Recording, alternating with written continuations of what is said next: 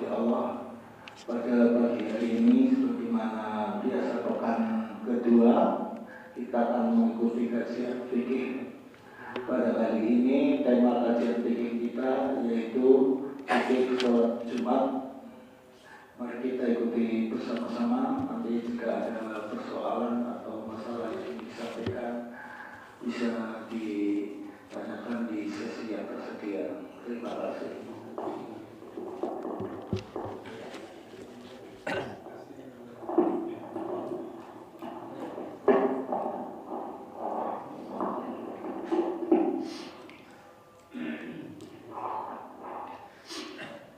Assalamualaikum warahmatullahi wabarakatuh.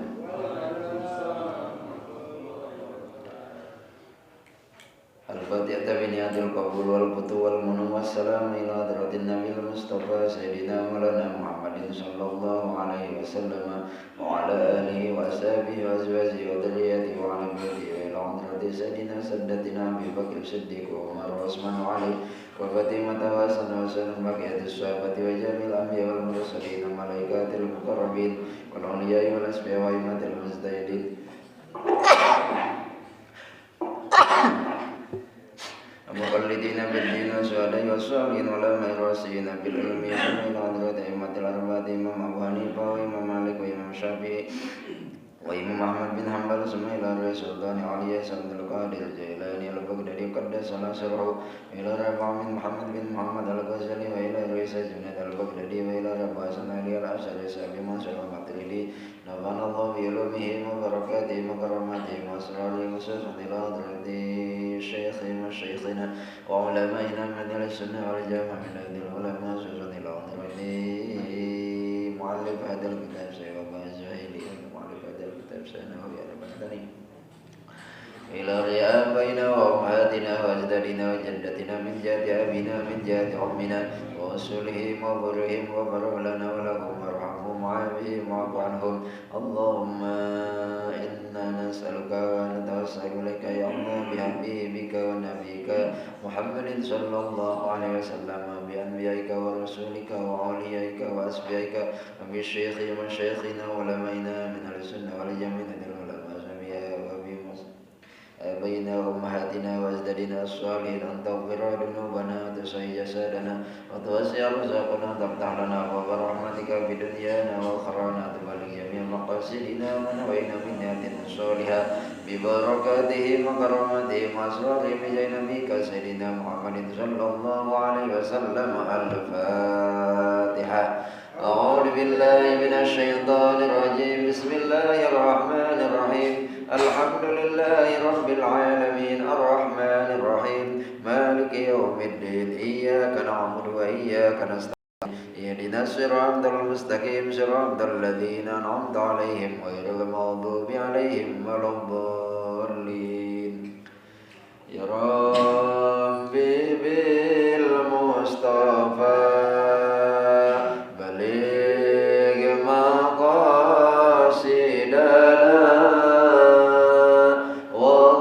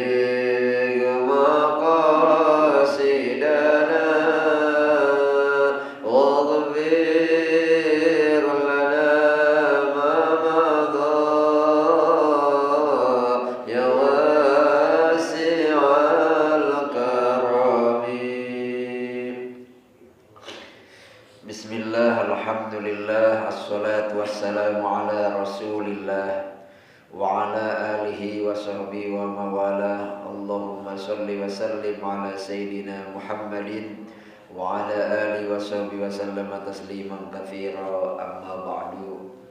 Hadratul muhtaramin, para alim ulama, para asatid, para hujjaz, para tokoh, bil khusus kesepuhan jamaah Masjid Rizqan Hasanah yang mudah-mudahan dimuliakan oleh Allah Subhanahu wa taala.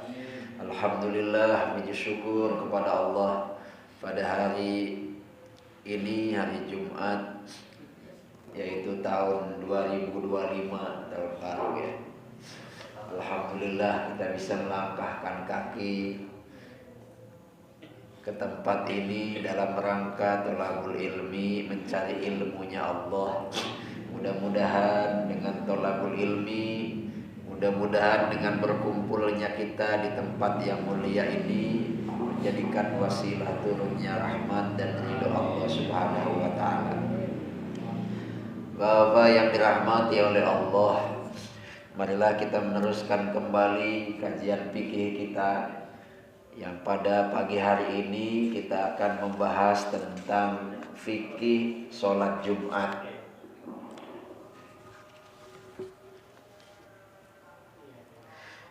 Bismillahirrahmanirrahim.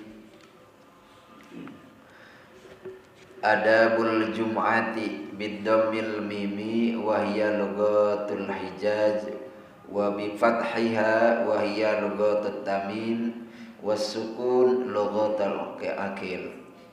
Wa hadhihi al-lughat idza kana al-muradu bil jum'ah al-yawma amma idza uridu biha al-usbu wa bis-sukun la ghairu.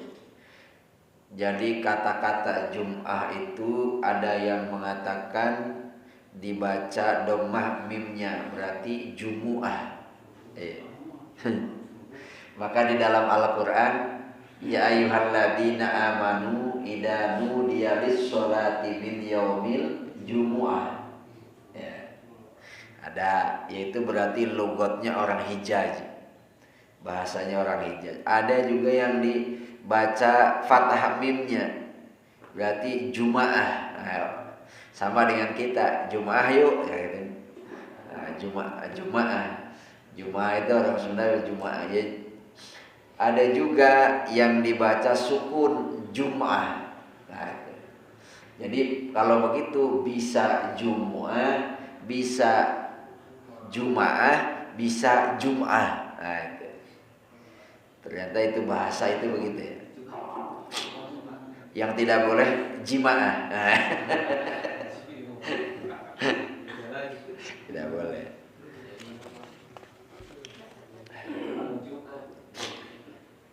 I'lam annal jum'ata idun min a'yadil mu'minin wa hiya abdulus sholawati wa yaumiha abdulul ayyamil usbu wa adamu indallah min yaumil fitri wa yaumil adha. Amma yaumu arafata bahwa abdulu minha khilafan lil Imam Ahmad. Jadi Jum'ah itu adalah idun min a'yadil mu'minin, hari rayanya orang mukmin. Dan disebutkan Sayyidul Ayyam, rajanya hari. Memang ada rajanya, ada ya. Boleh nggak dikhususkan hari? Boleh. Makanya Jum'ah itu ada istimewaan dari hari-hari di seminggu itu. Bukan mengkultuskan hari, bukan. Tapi memang Jumat ini adalah istimewa. Maka disebutnya a'yadil mu'minin, hari riayanya orang-orang yang beriman. Dan paling utamanya sholat. Sholat fardu, iya. Sholat yang rutin setiap hari. Jadi kadang kita itu sholat itu ada yang harian, ada yang mingguan, ada yang tahunan. Sholat 5 waktu harian, yang mingguan sholat Jumat, yang tahunan ada Idul Fitri, ada Idul Adha. Nah, Jumat ini adalah paling utamanya sholat, dan harinya paling utama hari-hari dari seminggu itu. Dan yang paling agung, paling mulia menurut Allah daripada Yaumul Fitri, hari Idul Fitri, dan hari Idul Adha.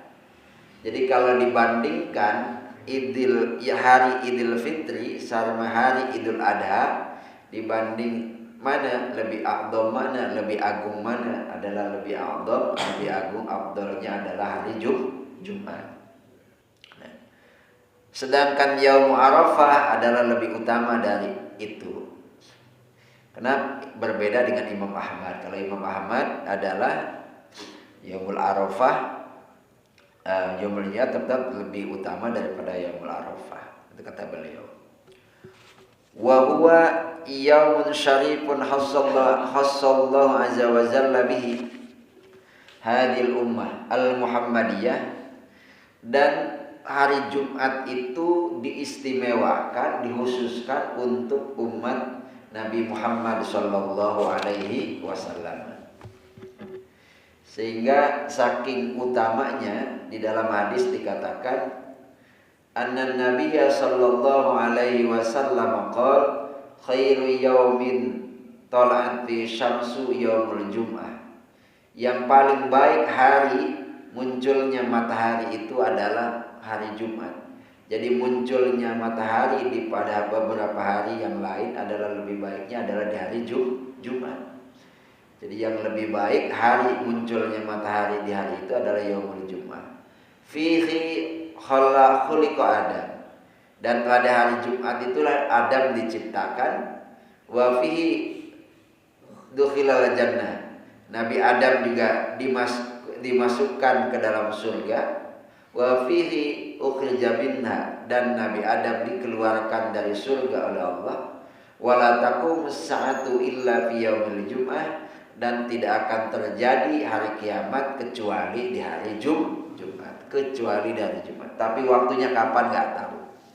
Kita dulu 2012 rame mau kiamat, nggak ada yang tahu. Kiamat hanya Allah yang tahu. Tapi sudah dipastikan bahwa harinya sudah hari Jumat, entah hari Jumat kapan kiamat itu. Itu saking mulianya hari Jumat, dan memang khusus untuk Nabi Muhammad sallallahu alaihi wasallam. Jadi keistimewaan itu hanya dikhususkan kepada umat Nabi Muhammad sallallahu alaihi wasallam. Sehingga dalam hadis lain misalkan dikatakan inna lillahi azza wa jalla fi kulli jum'atin 600 alfi atikin minan nar. Allah Subhanahu wa taala setiap hari Jumat membebaskan 600.000 orang dari api neraka. Ya, Masya Allah, di hari Jumat. Ya istimewa berarti.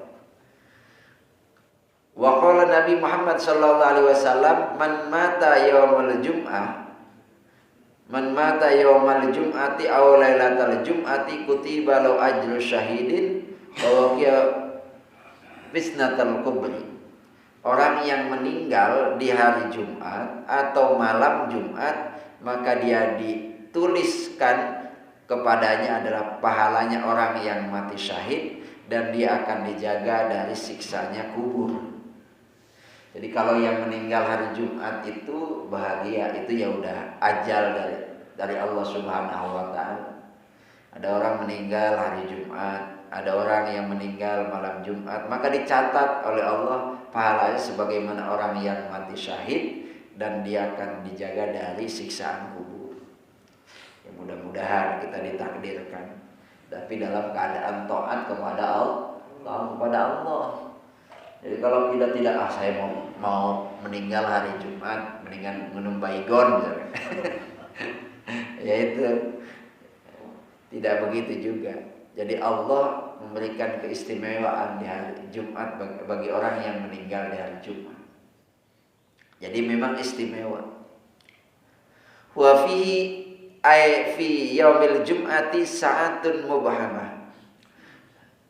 Dan di dalam hari Jumat itu ada waktu yang disamarkan oleh Allah Subhanahu wa taala, la yuwaffiquha ay la yusaddifuha abdun muslimun yas'alullaha ta'ala fiha hajatan min hawaijid dini wad dunya illa atahullahu ta'ala iyyaha. Di hari Jumat itu ada satu waktu yang memang disamarkan oleh Allah, di mana kalau pas ketepatan seorang hamba minta kepada Allah pada saat itu kebutuhannya, baik kebutuhan agama, dunia dan akhirat, Allah akan berikan kepada orang itu. Maka disamarkan oleh Allah. Ada yang mengatakan, katanya, ini ada yang mengatakan yang waktu mustajab itu adalah ketika imam duduk di atas mimbar, ya, sampai salamnya imam dari sholat. Jadi kalau misalkan imam sudah masuk mimbar untuk khutbah, nah itu di saat itu adalah waktu mustajabah. Ada yang mengatakan lagi ketika ma bainal khutbatain, ketika misalkan khotib lagi khutbah di antara dua khutbatain itu, karena duduk, jadi duduk di antara dua khutbatain itu adalah mustajab juga. Maka kita selalu berdoa di samping baca sholawat, Allahumma sholli wa sallim wa barik ala sayyidina Muhammadin wa ala ali sayyidina Muhammadin.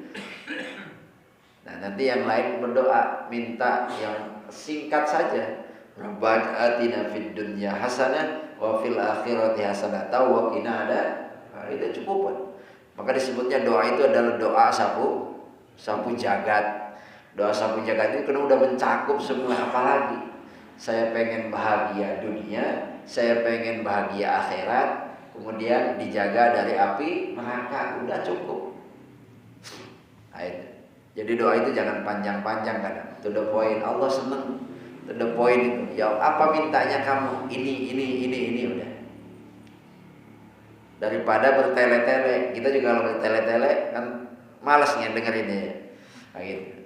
Jangan bertele. Kalau minta kepada Allah apa saja, jangan bertele-tele. To the point. Maka doanya Nabi Muhammad adalah Rabbana atina fid dunya hasanah wa fil akhirati hasanah wa qina adzabannar. Kan masing-masing para nabi itu punya doa khusus. Ada Rabbana dolamna anfusana wa illam taghfir lana wa tarhamna lanakunanna minal khosirin. Doa Nabi siapa itu? Ada Rabbi habli minas sholihin. Doa siapa? Nabi Ibrahim. Iya kan? Nah, itu doanya khusus Nabi Muhammad. Rabbana atina fid dunya hasanah wa fil akhirati hasanah wa qina adzabannar. Ya itu cukup. Maka ketika tawaf, Bapak nggak kalau baca buku dikalungkan di sini, mau baca buku orang berdesakan susah juga. Kita menghafalkan, memang sudah tua. Susah juga. Ya udah Rabbana atina fid dunya hasanah wa fil akhirati hasanah wa qina adzabannar. Terus saja doanya yaitu. Akhirnya istrinya cemburu, yang dibaca hasanah aja, yang disambar hasanah. Jangan-jangan punya istri kedua ini hasanah. Hasanah. Nah itu doanya. Jadi ketika saat itu di hari-hari yang ijab, di saat yang mustajab, di hari Jumat yang disamarkan oleh Allah, kemudian kita berdoa, Allah akan mengijabah doanya. Maka sebagai orang muslim kita harus pintar-pintar lihat waktu yang mustajabah, lihat hari yang diistijabah oleh Allah. Ya kita berdoa kapan saja. Tapi ada waktu-waktu yang mustajab, misalkan sepertiga malam, kan mustajab. Lalu ketika sholat ada mustajab, ketika sujud di dalam sholat mustajab. Bapak-bapak misalkan sendirian sholatnya, di akhir sujud dan doa kepada Allah. Tapi jangan ketika berjamaah berdoa lama, begitu bangun imam sudah assalamualaikum. Jadi itu. Lalu ketika ini hari Jumat nih, nah cari di antara kata ulama seperti itu. Maka kita cari harus pinter-pinter tempat Arafah, Multazam, ya itu kan tempat-tempat yang mustajab. Maka orang-orang yang ada pengen ke Mekah itu ada di samping ibadah pengen mencari tempat yang mana ketika berdoa adalah mustajab. Tapi dibarengi dengan apa? Kitanya juga harus bersih. Hati kita harus bersih. Maka ketika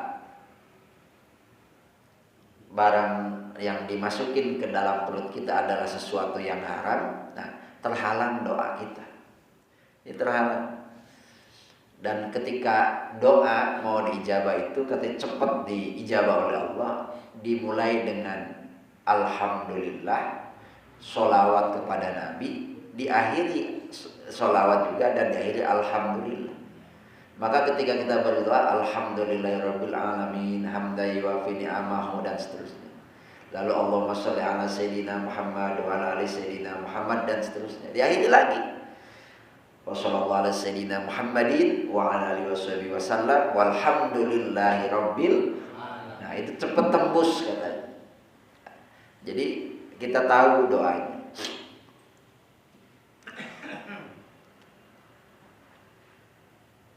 Lianna Allah Ta'ala khalaqa Adam ba'dal asri yaumil jum'ah. Karena Allah Subhanahu wa taala menciptakan Nabi Adam setelah asar di hari Jumat. Jadi kalau Nabi Adam itu diciptakan oleh Allah setelah sholat asar di hari Jumat. Wa innal yamina talaqada ba'dal asri Jum'ah.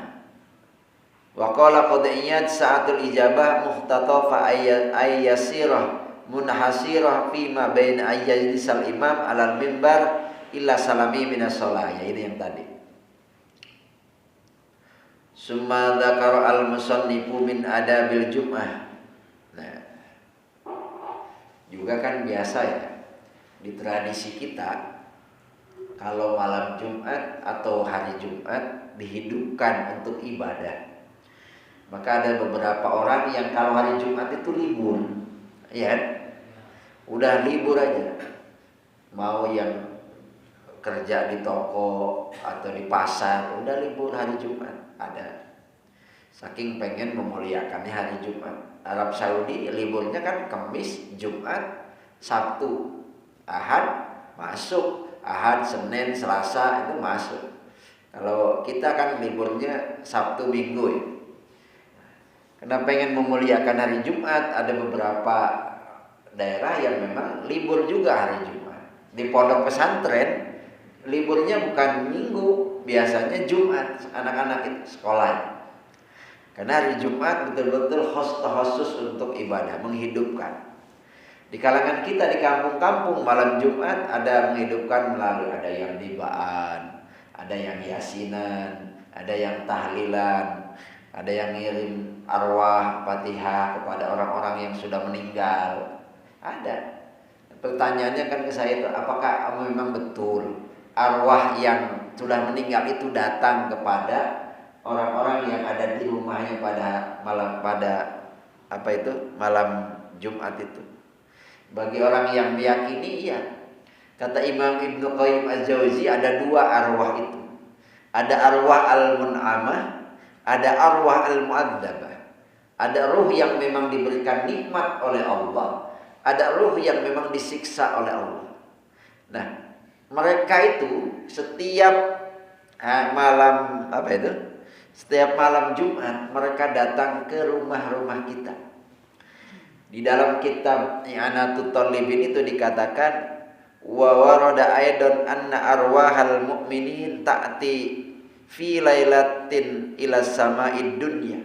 Arwahnya orang-orang mukmin itu setiap malam Jumat itu adalah datang ke langit dunia dan pas berhenti di depan rumah-rumahnya.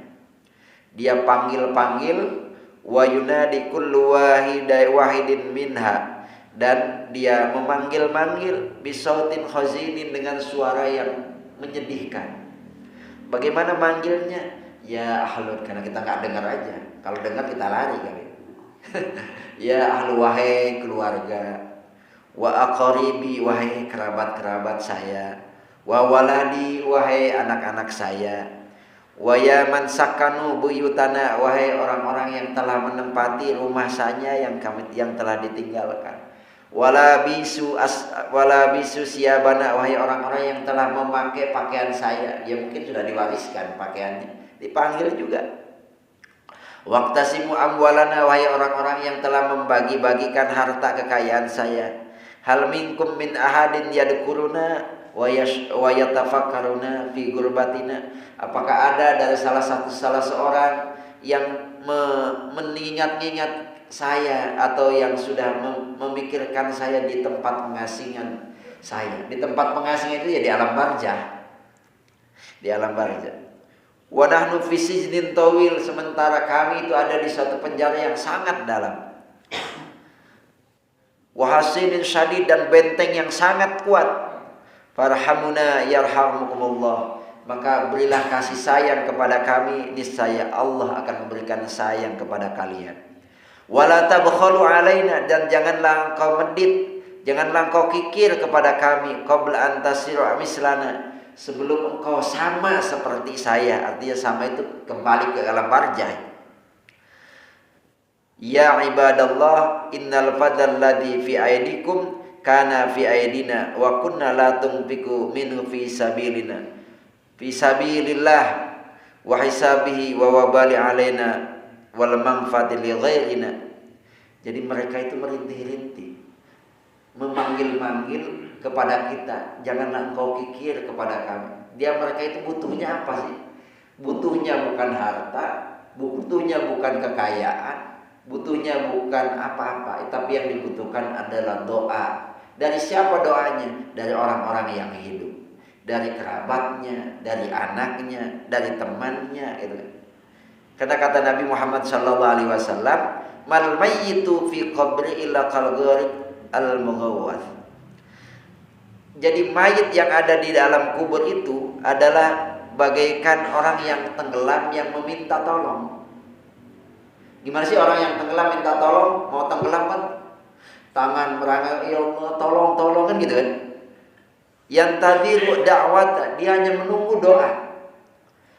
Talhaquhu min ibnihi, dia hanya menunggu doa, siapa tahu anaknya mendoakan, au akhihi, atau saudaranya mendoakan, au sodikin, atau sahabatnya mendoakan. Fa idza lahiqat kanat ahabbu ilaihi minad dunya wa ma fiha.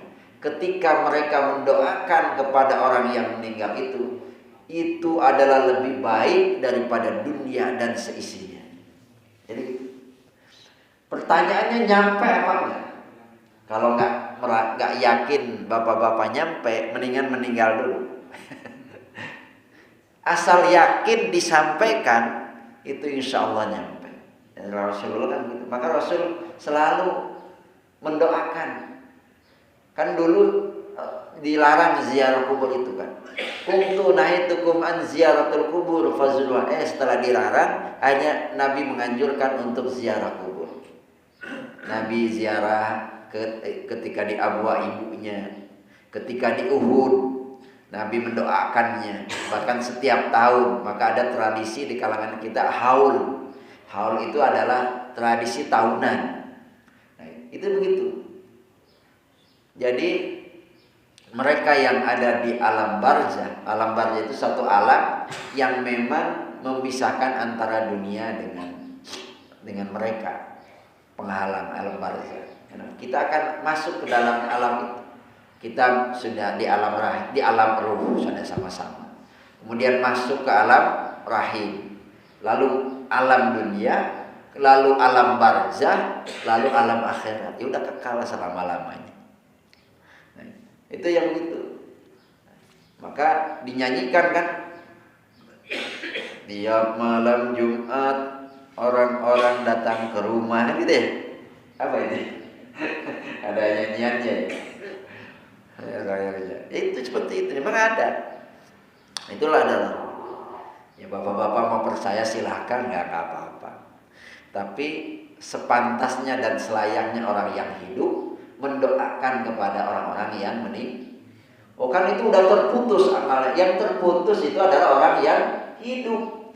Tapi kalau orang yang terputus itu adalah orang yang meninggal. Tapi kalau orang yang hidup kan masih bisa. Maka idama ta ibnu Adam in qata amalu kan, shadaqatun jariyatun, kemudian ilmu yang bermanfaat, awaladin sholih yad'u lahu. Jadi 3 yang tidak akan terputus, yaitu amal jariyah, amal anak yang soleh yang mendoakannya, lalu adalah ilmu yang bermanfaat. Jangan putus. Maka kita tidak putus-putus juga mendoakan mereka. Nah, di hari Jumat, kita selalu ada tradisi itu.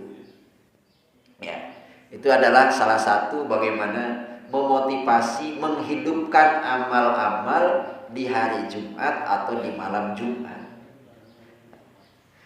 Tapi ada adabnya. Nah, di sini disebutkan kita kalau hari Jumat yang paling pokok adalah apa? Mau melaksanakan sholat fardu Jumat. Maka ketika mau melaksanakan sholat fardu Jumat yang dikatakan hukumnya adalah fardu ain, maka ketika fardu ain, orang yang mengingkari terhadap ketetapan wajibnya sholat Jumat, maka dihukumi kafir. Ada orang bilang misalnya sholat Jumat gak wajib, nah itu kafir itu. Dan itu adalah merupakan fardu yang memang sendiri. Laisat badalan anid duhri, bukan merupakan badal dari sholat duhur. Nah itu sholat Jumat yang utama pokoknya. Nah ketika mau sholat Jumat, ini ada adabnya. Yang pertama coba di sini dikatakan, summa dzakara al-musannifu min adabil jum'ati hunna sab'ah. Kemudian pengarang ini Nawawi Al-Bantani menyampaikan bahwa adabnya Jum'ah itu di sini ada 7. Al-awwal madzuratun biqaulihi fasta'id laha min yaumil khamis. Yang pertama kali ketika mau sholat Jumat itu harus siap-siap untuk Jumat itu dimulai hari Kamis. Jadi hari Kamis itu udah siap-siap. Dengan cara apa siap-siapnya? Bitandin misyabi, bersihkan bajunya. Bajunya udah siap dibersihkan, udah dicuci. Yang mau dipakai sholat Jumat udah dicuci, yang putih sudah dicuci, sarungnya udah dicuci. Jadi udah bersih-bersih. Wasta'in atibi, dan siap-siap wangi-wangi, yang mungkin yang belum punya minyak wangi, beli minyak wanginya. Jadi siap-siapnya mulai hari Kamis. Tidak hanya itu, wayak surah tasbih, dia perbanyak baca tasbih. Subhanallah walhamdulillah wala ilaha illallah wallahu akbar. Tidak hanya tasbih, wal istighfari, baca istighfar. Asyatul Khamis kapan? Pada sorenya hari Kamis. Berarti mulai sejak asar. Sudah ba'dal asar, sudah siap-siap dengan dikirnya, dengan tasbihnya, dengan istighfarnya, pakaiannya. Itu semua disiapkan, wangi-wangiannya udah disiapkan. Kenapa? Fa innaha sa'atun tuwazitu kita, karena hari Jumat adalah merupakan satu waktu yang mengimbangi terhadap keutamaannya waktu yang mustajabah di hari Jumat itu. Jadi kita harus siap-siap cari itu. Qala ba'du salam innallaha ta'ala fadlan siwa azal ibad la yu'ta min dzalika illa min asyatul khamis wa yaumil Jumat. Tidak hanya di situ, wanwi sholat Jumat, kita puasa mungkin niat puasa di hari Jumat. Nah, tetapi kalau kita puasa di hari Jumat, kita harus didahului dulu dengan hari Kamis. Tidak dikhususkan hari Jumat. Atau hari Sabtunya, jadi Jumat Sabtu, boleh. Ya. Irja fi abrodiha, karena tidak ada, karena dikhususkan puasa di hari Jumat itu dilarang oleh Rasulullah Sallallahu Alaihi Wasallam. La yasumu ahadun yaumal Jum'ah, tidak boleh puasa seseorang di hari Jumat illa yasuma qablahu aw yasuma ba'dahu, kecuali puasa sebelumnya atau puasa setelahnya. Nah ini. Jadi tidak ada khususiyat. Jadi khususiyat mengkhususkan. Di Ya kecuali apa namanya dia qada, ya. Qada puasa. Qada puasa itu ya harus kapanpun kalau kena namanya utang harus segera dibayar. Tapi kalau untuk melaksanakan sholat sunat, puasa sunat, nah Kamis dulu baru Jumat baru Sabtu, boleh. Nah, ini puasa. Wasani yang kedua apa?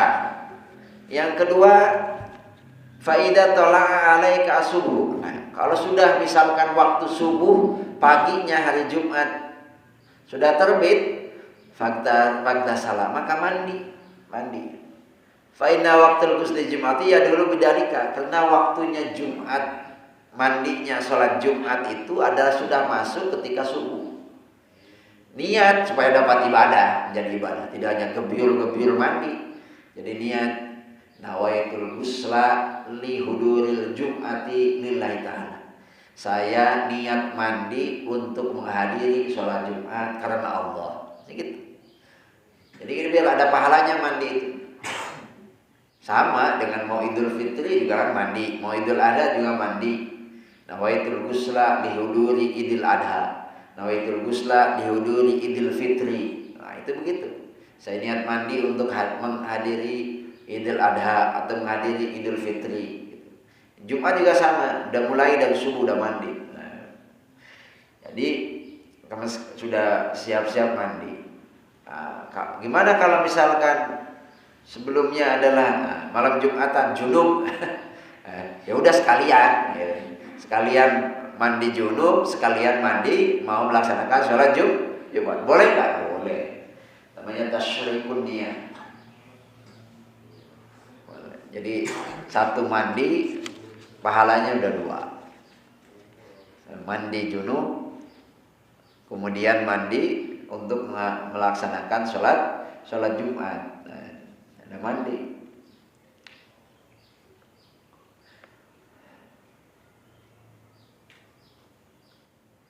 Summa tazayyana bisyabil bait. Summa tabazayyana bisyabil bayadi. Kemudian dia berhias dengan pakaian yang putih. Jadi kita kalau mau Jumatan itu pakaian yang putih. Nah, kalau punya, ya. Tapi yang memang paling afdol yaitu pakaian itu adalah pakaian yang putih. Habus syabi ilallahi ta'ala. Pakaian yang memang disenangi oleh Allah Subhanahu wa taala itu adalah pakaian yang putih. Maka Rasulullah SAW mengatakan, albisu min syabikum albayad. Pakailah dari pakaian kalian yang putih. Fa innaha min khairi syabikum. Maka hal itu adalah paling baik dari pakaiannya. Wa kafinu fiya mautakum, dan memberikan kafan kepada orang-orang yang telah meninggal dengan pakaian kafan yang putih. Jadi kalau kita memakaikan kain kafan kepada mayit, usahakan yang putih. Boleh nggak selain putih? Kalau nggak punya boleh. Mentang-mentang orang Indonesia pakai batik, ini kata malaikat bukan akhirnya kok pakai batik ini, kayaknya ini orang Indonesia ini. Kalau ini kan sunnahnya, ya memang sunnahnya. Tapi masa kain kapan aja nggak bisa, nggak mampu. Nah, biasanya kan sudah menyediakan kan. Makanya yang putih yang paling bagus. Ya, ke masjid pun pakaiannya yang putih. Nah, kita usahakan yang putih kalau ada untuk menambah kesunatan. Ya kalau tidak ada, ya pakaian yang bersih, yang wangi, ya, yang bagus untuk dipakai untuk ibadah. Jangan dibalik kita. Kalau ke undangan pakaiannya yang bagus. Ketemu pejabat pakaiannya yang bagus. Sepatunya kinclong, bajunya bagus, pakai minyak wangi. Mau sholat pakai kaos oblong, misalnya sarung udah beler, udah bau juga misalnya. Ya Allah, itu dibalik. Padahal kita mau menghadap Allah Subhanahu wa taala. Pakai yang paling bagus. Istri kita nggak punya mukena, beliin, kayak gitu. Ntar lagi mau puasa ini, udah bulan Rajab sekarang ya. Rajab, Syaban, puasa. Udah mulai sekarang siap-siap untuk dibeliin mukenanya. 3 bulan kredit lah cukup. Jadi jangan sampai misalnya mukena itu mulai sejak nikah itu aja yang dipakai mukenanya. Gak pernah dibeliin lagi. Atau masih bagus karena gak pernah dipakai sholat misalnya. Gitu. Jadi emang begitu. Jadi memang dipikir diatur. Kapan sih kita beli pakaian itu? Ada yang katakan 3 bulan sekali. Jangan terus-terusan kita beli pakaian sampai penuh pakaian kita. Ini tiap bulan beli pakaian. Ya bagi orang yang mampu sih nggak apa-apa. Tapi kewajibannya membelikan pakaian untuk anak-anak istri itu ya antara 3 bulan. Nah, itu. Atau minimal 1 tahun sekali lah. Jangan sampai tidak sama sekali. Jadi siap-siap untuk pakaiannya. Pakaiannya yang putih katanya. Nah, ini adab ya. Artinya kalau adab itu etikanya. Wasta'mil minat tib, tidak hanya pakaian. Pakailah minyak wangi. Nah, minyak wangi atyabu ma'indaka yang lebih bagus menurut kamu. Nah, jadi pakaian itu harus dipakai minyak supaya bagus. Siwa zabat li'anau tibin nisa, kecuali minyak zabat. Zabat itu kena nggak tahu. Tibin nisa untuk wangi-wangian perempuan. Jadi ada perbedaan antara minyak wanginya perempuan dengan minyak wanginya laki-laki. Ya. Beda, dibedakan. Minyak wanginya laki-laki itu adalah tidak kelihatan warnanya, tapi semerbak baunya. Itu laki-laki. Tapi kalau perempuan kelihatan warnanya, tapi jangan terlalu semerbak wanginya. Kenapa? Karena kalau semerbak wanginya, nah itu kan menimbulkan apa? Ya, sawat. Nah gitu kan katanya. Ini dibedakan, dibedakan di sini. Jadi mana minyak yang laki-laki, mana yang minyak perempuan. Apa saja tapi yang begitu. Nah, jadi kita laki-laki itu yang bagus, yang harum, yang paling mahal gitu. Tapi dipakai untuk sholat. Jadi kalau memang kita beli baju baru, langsung pakai untuk ibadah. Begitu punya parfum baru, langsung pakai untuk ibadah. Apapun ketika sendal baru, langsung pakai untuk ibadah. Sarung baru, langsung pakai untuk ibadah. Jangan dibiarin. Nanti saya beli sarung dari sekarang untuk lebaran. Oh, nanti untuk lebaran kan nanti lagi. Jadi pakai langsung supaya apa? Supaya kepake pakaian itu menjadi saksi di akhirat kelak bahwa dipakai untuk ibadah sholat. Ibadah sholat kan gitu. Wabalik fitan bi badani bil wabalik fitan di bi badanika. Dan katanya di dalam bebersih badan itu harus sungguh-sungguh membersihkan badan itu. Bilhalki ada dicukur. Jadi bulu-bulu cukur semua itu, Pak. Contohnya apa ya bulu-bulu itu? Ibtin, newi ibtin, bulu ketek. Nah, yang keteknya tebal, itu gunting. Bulu-bulu ketek jangan sampai ngelombar, panjang. Wa anatin, mohon maaf, bulu kemaluan. Nah itu. Jadi bulu kemaluan memang sunnahnya laki-laki itu dicukur. Kalau dicabut sakit paling. Jadi jangan sampai itu dicabut. Tapi kalau perempuan sunnahnya dicabut. Nah ini.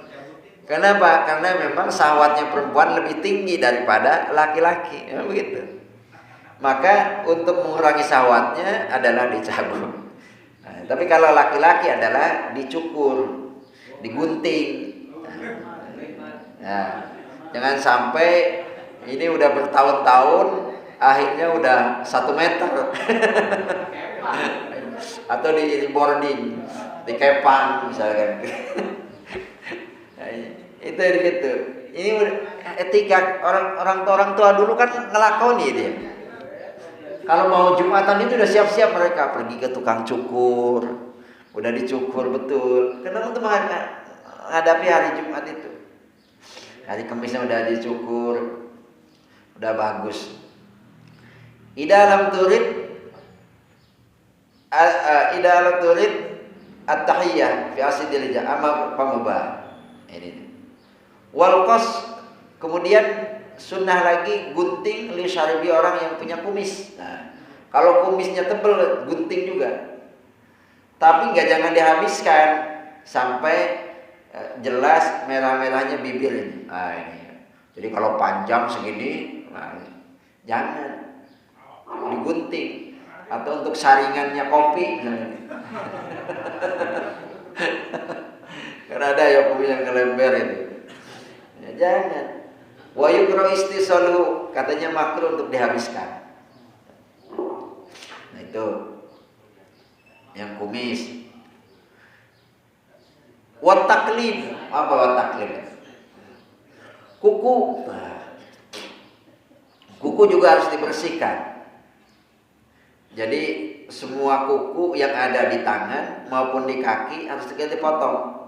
Jangan sampai panjang. Maka orang-orang dulu ketika saya mau SD, nah kalau mau masuk itu ibu guru udah siap di depan pintu. Setiap hari Senin, namanya Ibu Ici. Jadi setiap hari Senin udah siap, tangannya dilihatin itu. Tapi kalau misalkan ada kuku panjang, bapak ngalamin ya, nggak tahu. Itu udah apa itu cepretan yang dari bambu itu udah siap-siap aja itu. Tapi nggak pundung ya. Coba anak sekarang digituin, lari, lapor sama bapak ibunya itu. Gurunya galak katanya. Ini gitu udah siap-siap aja. Makanya mau hari Senin udah mau masuk itu udah bersih kuku kita. Nah, makanya itu ada etikanya dalam fikih itu. Kalau memotong kuku itu dari mana memulainya? Nah, kalau tangan, afdolnya dalam memotong kuku tangan itu ayyabda fil yumna bisababah. Jadi tangan kanan itu dimulai dari jempol dulu nih, yang jempol bisababah. Lalu ke sini sampai ke kelingking. Dari sini dulu baru ke sini. Nah, setelah itu wayatimu bi ibamiha, kemudian dia akhiri di jempolnya yang yusra, yang kiri. Setelah dari sini ke sini, nah ke sini baru yang terakhir ini. Nah, jadi ada caranya. Ini Imam Al-Ghazali mempraktekkan itu dan dinukil oleh Syekh Nawawi Al-Bantan. Jadi dari sini dulu ke sini, lalu baru ke sini. Nah, jempol yang terakhir di tangan yang kiri. Ada caranya juga.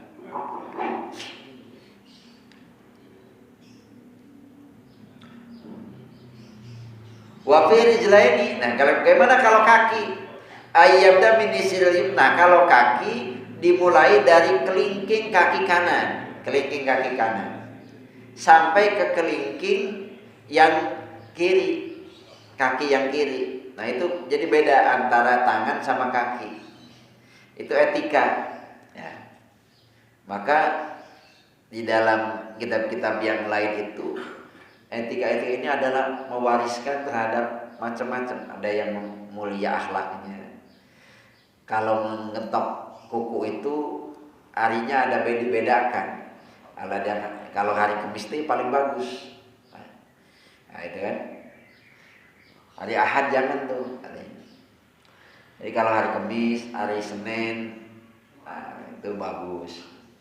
Untuk bagaimana kalau kita mengetok kuku itu menjadi ada fadilahnya. Etikanya begitu. Setelah kita memotong kuku, apa lagi? Wasiwaku, bersiwak, nyusul siwak. Siwak itu sunat muakkad, tapi akhirnya banyak ditinggalkan oleh orang. Padahal Nabi tidak pernah berhenti untuk siwak, maka disebutnya sunat muakkad. Laula an asyukku ala ummati, andaikan tidak membuat masyakat terhadap umatku, la amartukum bisiwak, niscaya aku akan perintahkan dengan siwak itu. Berarti kalau memang tidak masyarakat akan diberikan satu hukum yang wajib siwak itu. Itu saking bagaimana Nabi tidak pernah meninggalkan tentang siwak itu. Dan fadilahnya banyak. Salah satunya memperkuat gigi kita. Salah satunya lagi adalah awet muda katanya dalam kitab Bajuri itu. Kemudian kalau orang susah meninggal, siwak itu disiwakin nanti ruhnya cepat sekali. Siwak. Maka siwak itu adalah musnah makan dan niat. Nawa itu istiaka lillahi, nawa itu siwaka lillahi ta'ala. Gimana caranya? Ke kanan 3 kali, nah ini. Ke kiri 3 kali, lalu ditempelkan elak-elakan ke atas. Itu adalah siwak. Maka kadang di Arab polisi itu bukan bawa pistol, tapi bawa siwak ya. Gak pernah sampai gini-gini, kayak gini-gini aja. Kan nggak ada kalau dia harus pakai pistol. Yang polisi ya surti. Jadi dia siwak aja, cukup bawa pentungan. Nah itu saking bagaimana disunnahkannya untuk bersiwak. Jadi untuk apa? Ya untuk membersihkan gigi-gigi kita. Siapa tahu habis makan yang bau-bau. Begitu kita mau sholat Jumat, ternyata mulut kita bau. Habis makan pete, habis makan jengkol misalnya. Begitu Allahu Akbar sebelahnya wangi, sebelahnya bau jengkol gitu. Kan jangan kasihan juga. Maka makan yang bau-bau hukumnya makruh. Tapi yang makruh kan enak tapi ya. Makan pete, makan jengkol, enak.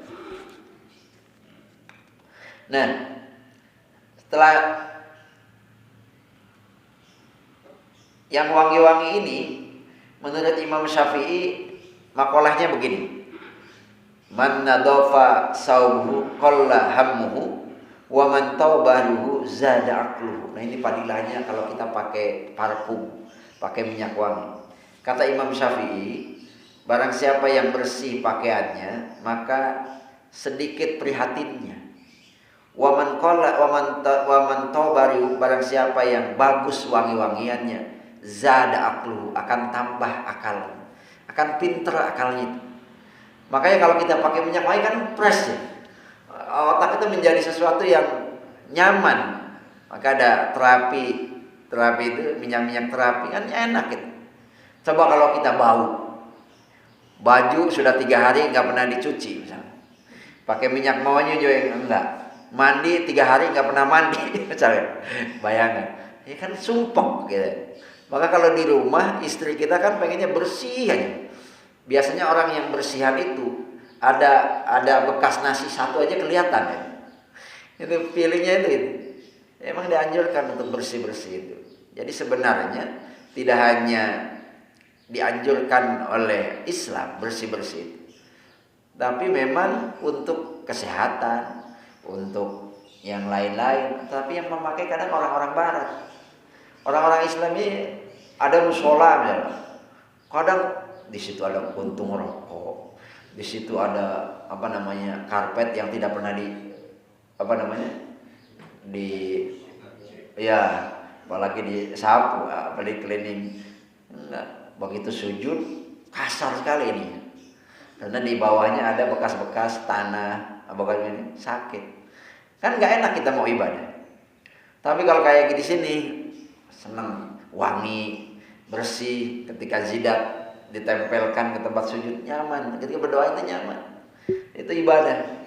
Maka jangan sampai kita masjid kita tuh WC-nya bau, gitu kan nggak enak. Tapi kalau mereka orang-orang Barat yang pakai kebersihan itu mereka. Tapi mohon maaf sekarang banyak WC yang tidak ramah fikih. Kok tidak ramah fikih? Ya begitu kita masuk ke dalam WC muncrat kan, tidak ada penghalangnya, sehingga najis kepada sarungnya, sehingga najis kepada pakaiannya. Lalu kita mau sholat ya susah. Jadi ada banyak WC yang tidak ramah fikih. Makanya kita harus betul-betul, kalau memang ada WC yang berdiri, diusahakan ada penghalangnya. Makanya yang lebih baik tidak begitu. Ya udah nabung aja kan lebih enak. Maka kencing itu lebih nyaman, ya kan? Lebih nyaman untuk kencing sambil duduk, bukan kencing sambil berdiri. Nah, kalau di Arab kan jarang.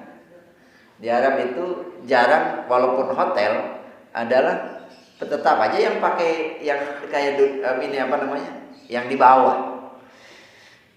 Maka kiai-kiai nggak seneng kalau masuk hotel itu, ribet kan. Begitu apa namanya mau kencing susah, takut najis, takut ini gitu kan. Kadang kalau mau wudhu juga ada kerannya untuk ini, kayaknya muncratnya kemana-mana, pakaiannya basah. Kesawar gitu. Pas airnya air dingin sama air panas. Begitu kencing ternyata keliru sama air yang panas basuhnya. Gitu. Aduh. Lebih baik di rumah daripada di hotel kan. Ya Allah, gitu. Kadang seperti itu. Nah itu kata Imam Syafi'i itu begitu. Jadi barang siapa yang bersih pakaiannya, maka sedikit prihatinnya, sedikit susahnya. Dan barang siapa yang suka pakai minyak wangi-wangian, zada akluhu, dia akan bertambah kecerdasannya. Makanya kalau kiai-kiai semuanya adalah selalu wangi, selalu ini, yaitu. Itu begitu. Anak-anak yang sekolah, pakailah minyak wangi, belikan parfum supaya begitu. Mau sekolah wudhu dulu, pakai parfum yang bagus, sisiran yang baik, gitu kan enak dilihat. Nah.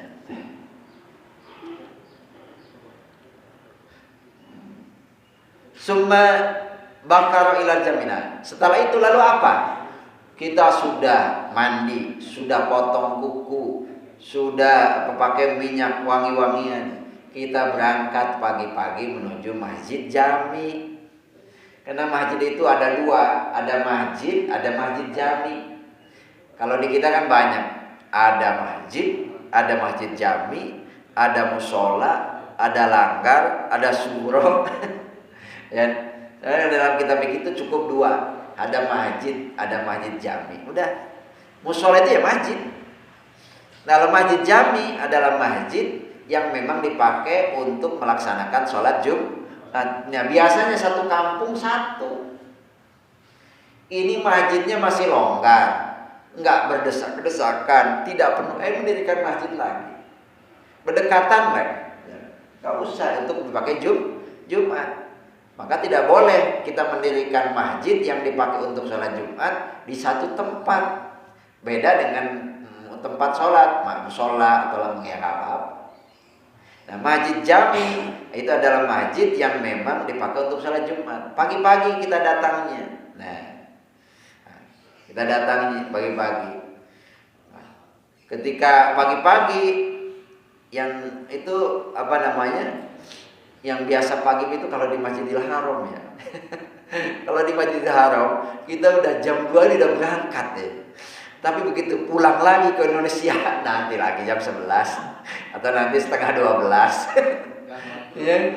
Tapi kalau di sana di Mekah itu memang sugesti ibadah itu luar biasa. Jadi kalau mau udah bangun jam 2. Karena kenapa? Kalau kita bangun jam 3 aja udah nggak kebagian di dalam. Pasti di pelataran itu.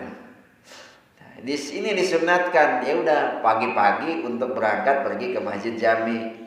Sebenarnya yang pertama kali berangkat pagi-pagi itu hanya merbot. Kalau merbot ya pagi-pagi itu. Kenapa? Karena dia di situ. Dan pahalanya besar. Nah, di sini katakan. Wa yadkhulu waqtul bukuri betul. Kapan waktunya bukur itu? Waktunya pagi-pagi itu ya ketika terbitnya fajar. Wa huwa mandubun, dan itu disunatkan li ghairil imam, kepada selain imam, wa khatibin, dan khatib. Jadi kalau khatib sekaligus imam itu jangan datangnya pagi-pagi. Datangnya nanti ketika jamaah udah ada. Kenapa? Karena kalau imam atau khatib sudah datang, nanti kalau mau dicatat orang-orang yang datang masuk masjid itu udah ditutup. Jadi enak di dia, nggak enak di orang. Maka kalau misalkan orang yang ngerti begitu jadi khutbah atau jadi khatib, kemudian jadi imam, biasanya nyari tempat yang memang dekat dengan masjid. Nah, bisa di situ di kamar itu dulu, baru ketika mau ini masuk ke dalam. Nah, kecuali memang sudah banyak orang-orang yang ada di situ. Jadi seperti itu. Nah, atau orang yang makdur. Orang yang makdur itu apa? Orang yang salisil baul, suka kencing aja terusnya. Ya, nanti datangnya ketika mau melaksanakan sholat Jumat. Kalau suka kencing terus, atau yang kentut terus, tut. Ada yang begitu, ada. Itu namanya sohibul furad namanya ya. Iya, kalau kan ada, kalau yang kencing masih ada sering ya. Tapi yang misalkan yang suka hadas terus ada. Jadi kayak knalpot. Ada juga. Nah, kalau orang yang seperti itu datangnya jangan pagi-pagi. Nah, pasti nanti akan keluar lagi. Wasi'in ay amdi wa khudur ilaihi alal hayati. Kemudian jalannya, nah jalannya apa? Ya tenang, gak usah gerusak-gerusuk. Nah, langkahnya tenang. Kalau bisa ata'ni pelan-pelan fil masih dalam berjalan, wal harakati dan bergerak. Sampai kayak gini diatur ya oleh fikih. Jadi kalau orang terburu-buru, terburu-buru jalan itu bisa jadi dua kemungkinan. Bisa jadi dia dikejar oleh orang yang menagih hutang, atau bisa jadi adatnya memang seperti itu. Jadi orang yang berjalan tenang itu berarti kadang orang ya hatinya pun tenang. Waqad qala Nabi Muhammad sallallahu alaihi wasallam, man raha ilal jum'ati, barang siapa yang pergi untuk melaksanakan sholat Jumat, artinya masuk ke dalam masjid, fi sa'atil ula, di jam pertama, faka'an nama qoroba badanatan, maka sama dengan kurban onta. Kalau yang pertama kali datang di jam pertama, itu adalah dia akan diberikan pahala seperti korbannya onta.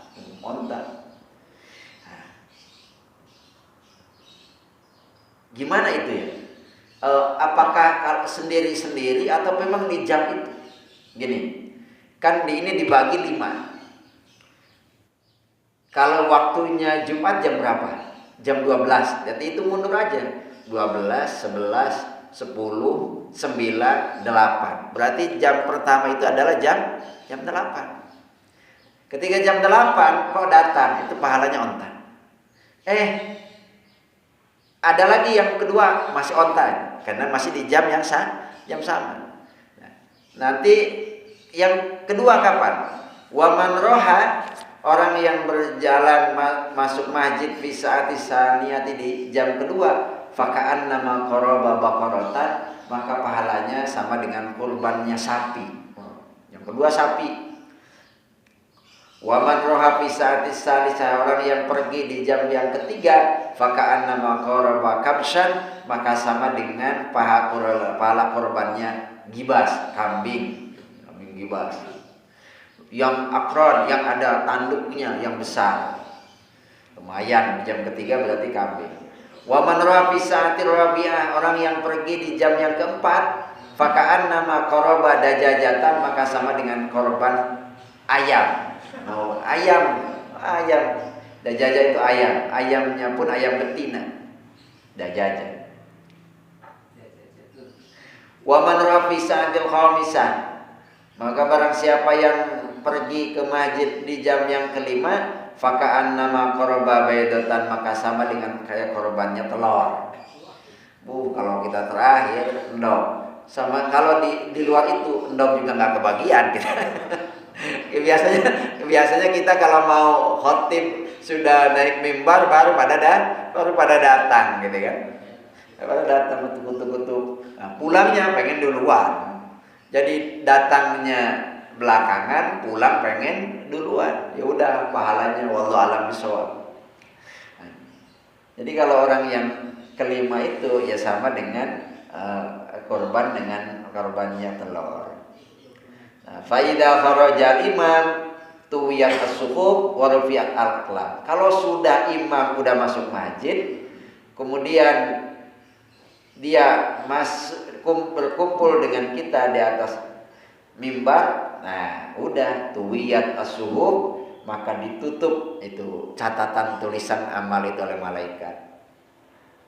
Kenapa? Wajtamat al malaikatu indal mimbar, dan nanti malaikat akan berkumpul ketika imam naik mimbar, yastami'una dzikra, dan mendengarkan dzikir atau khutbah itu. Itulah ketika berangkat pagi-pagi di jam yang pertama, jam kedua, jam ketiga, keempat dan kelima pahalanya beda.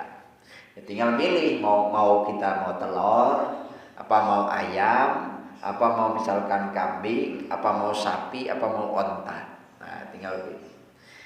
Nyari orang umat Nabi itu enak ya. Umat Nabi Muhammad itu banyak pahala itu. Kalau orang umat-umat yang terdahulu kan sudah susah-susah gitu kan.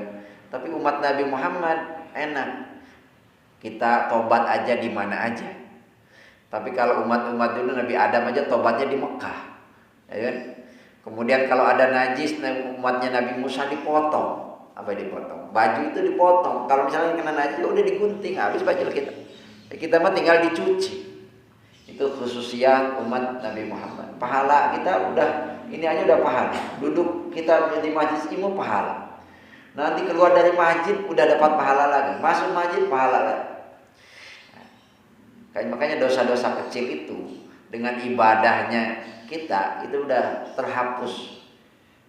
Yang susah itu adalah dosa-dosa yang berkaitan dengan hak-hak Adam. Kalau dengan hak Allah, ya, itu adalah solusinya banyak. Misalkan kita lakuin dosa sholat fardu udah hilang. Dengan wudu kita sudah hilang, dosa-dosa kecil, kecuali dosa-dosa besar. Nah, inilah Bapak yang dirahmati oleh Allah, ini adalah adabnya ketika kita melaksanakan sholat Jumat. Ini mau dipakai silahkan, nggak dipakai nggak apa-apa. Tapi kalau kita mau pahala yang lebih besar, ya pakai adabnya. Beda dengan pardunya. Kalau pardu ya itu ada sholat Jumat. Sholat Jumat itu adalah fardu. Kemudian apa yang ada di dalam sholat Jumat sama dengan apa yang ada di dalam sholat-sholat biasa. Rukunnya, keparduannya, syarat sahnya dan seterusnya adalah sama.